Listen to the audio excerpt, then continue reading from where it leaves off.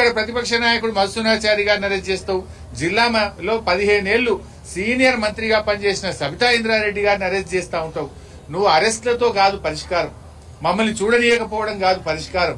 నువ్వు మంచిగా కడుపు నిండా పిల్లలకు నాణ్యత ప్రమాణాలతో కూడిన భోజనం పెట్టు, పిల్లలకు బిల్లులు విడుదల చేయి. చలికాలం వచ్చింది, ఇవాళ మంత్రులంతా ఏదో యాత్ర పట్టినరు, ముఖ్యమంత్రి పోతుండట. సంతోషం, అయి వెల్కమ్. కనీసం ఏడాది తర్వాతనన్నా ప్రతిపక్షం తిడతా ఉంటే, ప్రతిపక్షం మీ తప్పిదాలు ఎత్తి చూపుతుంటే ఏడాది తర్వాతనన్నా ఇవాళ పోతున్నారు, చాలా సంతోషం. పోయిన కాడ చూడండి, చలికాలం ఆడపిల్లలు చలిలో వణికిపోతున్నారు.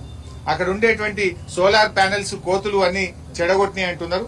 ఆ సోలార్ ప్యానెల్స్ బాగు చేస్తారా? పిల్లలకు వేడి నీళ్ల సరఫరా ఎట్లా చేస్తారో దాని మీద ప్రయత్నం చేయండి. పిల్లలకు ఇంకా షూస్ ఇవ్వలేదు. సోషల్ వెల్ఫేర్ రెసిడెన్షియల్ స్కూళ్లలో 4 జతల బట్టలు ఇవ్వాల్సిన చోట 1 జత బట్టలు కూడా ఇవ్వలేదు. అవి చూడండి, చాలా చోట్ల వాళ్ళ బాత్రూమ్స్ వాష్రూమ్స్ సరిగా లేవు, డోర్లు సరిగా లేవు. చలికాలం కిటికీలు సరిగా లేక తలుపులు దెబ్బతిని అక్కడక్కడ చలిలో పిల్లలు వణికిపోతున్నటువంటి పరిస్థితి ఉన్నది. మీరేదో ఫోటో పోజులు ఇచ్చుడో లేకపోతే షో పుటప్ చేసిన మాని హాస్టల్లన్నీ కూడా కలియదిరిగి పిల్లలతో ఇంటరాక్ట్ అయ్యి పురుగులన్నం ఎందుకు పెడుతుండ్రో అడగండి.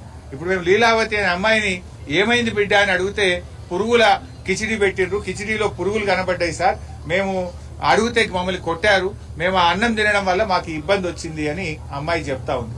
ఆ పురుగుల అన్నం పెట్టడం వల్లనే ఇబ్బంది. నీ పాలనలో ఇవాళంతా సంక్షోభం. కేసీఆర్ పాలన అంతా సంక్షేమం అయితే నీ పాలన అంతా సంక్షోభం. మాకు పురుగులన్నం వద్దు అని రోడ్లెక్కి పిల్లలు ధర్నాలు చేయాల్సినటువంటి పరిస్థితి వచ్చింది నీ పాలనలో.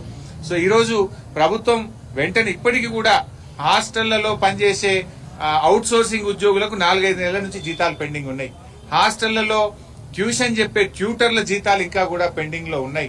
మెస్ బిల్లులు ఇంకా పెండింగ్ లో ఉన్నాయి. వాటన్నిటిని కూడా విడుదల చేసి నువ్వు గ్రీన్ ఛానల్లో పెట్టినా మాటలు చెప్తున్నావు. గ్రీన్ ఛానల్ మాటలకే పరిమితమైంది తప్ప గ్రీన్ ఛానల్లో నిధులు విడుదల కావడం లేదు. మొన్న సిద్దిపేటలో నేను సోషల్ వెల్ఫేర్ రెసిడెన్షియల్ హాస్టల్ కి వెళ్తే 6 నెలల నుంచి బిల్లులు పెండింగ్ లో ఉన్నాయని హాస్టల్ వార్డెన్ చెప్పారు. అంటే మరి గ్రీన్ ఛానల్ ఏమైనట్టు? గ్రీన్ ఛానల్ ఉంటే 6 నెలలు హాస్టల్ బిల్లులు పెండింగ్ లో ఉంటాయా? అంటే నీ ప్రభుత్వం మాటలకు ఎక్కువ చేతలకు తక్కువ అన్నట్టుగా తయారైంది. నువ్వు ఢిల్లీ పెద్దల మీద ఉన్న ప్రేమ మన హాస్టళ్లలో ఉండే పిల్లల మీద నీకు లేదు. ఢిల్లీ పెద్దలను ప్రసన్నం చేసుకోవడానికి ఢిల్లీ చక్కర్లు ఎక్కువ కొడుతున్నావు తప్ప గురుకులాల్లో చదివే పిల్లల గురించి పట్టించుకునే సోయి నీ ప్రభుత్వానికి లేకపోయింది. ఈ రోజు ఆ భగవంతుని కూడా మేము ప్రార్థిస్తా ఉన్నాం.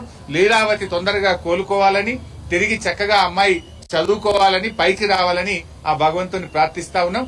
ప్రభుత్వం ఇప్పటికైనా ఈ కప్పిపుచ్చడాలు అనుకొని ఎక్కడన్నా ఏదైనా సంఘటన జరిగితే ఆ పిల్లల్ని మంచి ఆసుపత్రికి తీసుకొచ్చి మంచి వైద్యం ఇప్పించే ప్రయత్నం చేయాలి. ఇప్పుడు తాండూరులో కూడా ఇంకా 9 మంది పిల్లలు హాస్పిటల్లో ఉన్నారని తెలిసింది. ఒకవేళ వాళ్ళు బాగుంటే చాలా సంతోషం. ఏదైనా ఇబ్బంది ఉంటే వాళ్ళని కూడా నిమ్స్కి తెచ్చి మంచి వైద్యాన్ని అందించాలని ప్రభుత్వాన్ని కోరుతున్నాం.